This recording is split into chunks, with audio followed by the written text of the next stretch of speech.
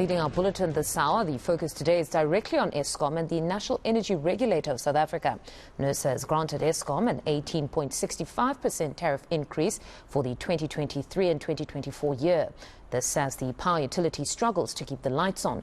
What does this mean for ordinary households and small businesses? Well, eNCA reporter Pule Letshwiti-Jones is on the ground getting some reaction for us this morning. Pule, good morning. What are ordinary citizens saying about this 18% increase? Yes, Mfundo, well, we've seen the outrage on social media, how people are quite upset about, the tariff increase, saying that things are already expensive and therefore it means that now they will have to work more extra hours or put in even much more efforts to ensure that they can keep up with the cost of living and afford, essential things such as food and of course such as electricity and water as well. But I spoke to an analyst earlier on. I'm going to be speaking to a councillor also who showed me quite a lot of complaints he's been getting from some of the residents around here as well. And then from thereafter we'll also be speaking to residents, then businesses, just to get that reaction and see how people are really quite frustrated about the tariff. Mr. Ralph Bitkau joins me right now, councillor for Ward 111. Thank you very much for speaking to us on eNCA this morning. Now, firstly, for your councillor, you're an ordinary resident as well, and of course I've seen some of the complaints you've been getting. How has it been like? Are people upset with this?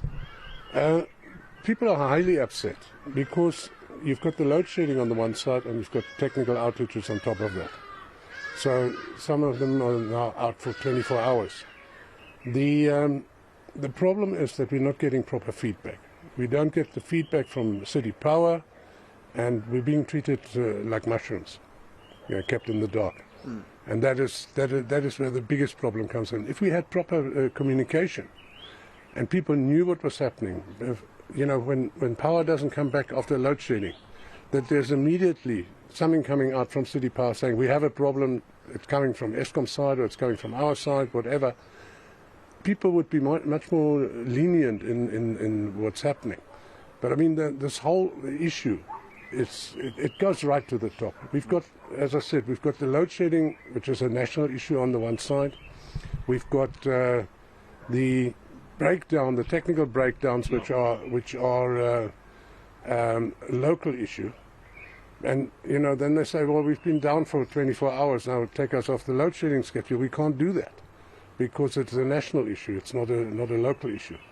And then on top of it, they don't see anything happening that is actually going to show us a way forward, that we're getting out of the muck.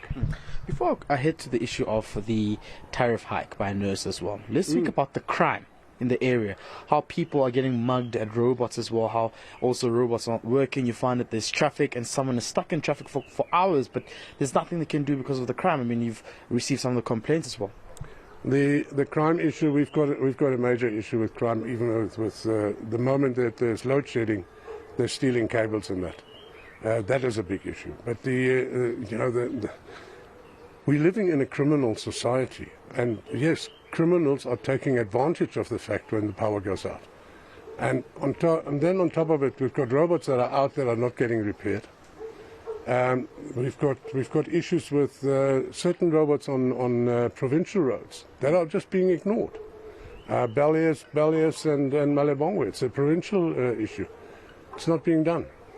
Even we can report it as much as we want to, but we're not getting the response from the departments. And that is a huge issue. Now, at the end of the day, we as councillors get it in the neck from the residents because we're right at the coalface. I was about to say, what are the residents saying? I mean, I've seen the groups you're on as well, yeah. Well, they are up in arms, and I can understand it, right? But we're not getting the cooperation from departments in order to make a difference. There's too many people playing political games and leaving the service delivery to the residents lagging behind. You don't play with people's lives in order to go ahead in your political career or whatever. It doesn't work that way, and it should in actual fact be taken to task. But I mean, these issues go all the way to the top. I mean, what is Cyril doing about stopping the load shedding? We've got 11 units that went down altogether. Now, all at one time. You can't tell me that that was accidental. That's sabotage.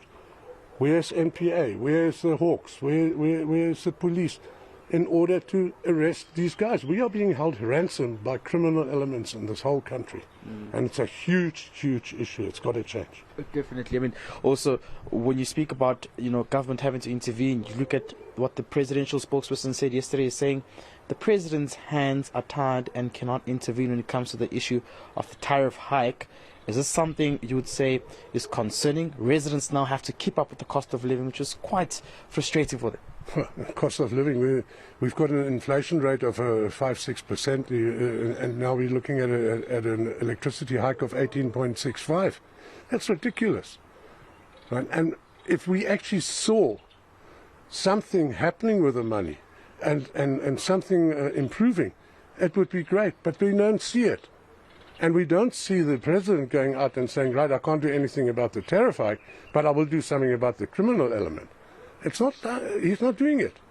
So where are we going? And it is actually totally frustrating for us as councillors, because we're right at the bottom end of the scale. It's frustrating for people in provincial government even, and anybody and everybody. It's coming right from the top down. And it's got to change. We've got to do something. But Kau, thank you very much for your time. Of course, Ralph, but Kau, the Mfundo, speaking to us, Ward Councillor for 101.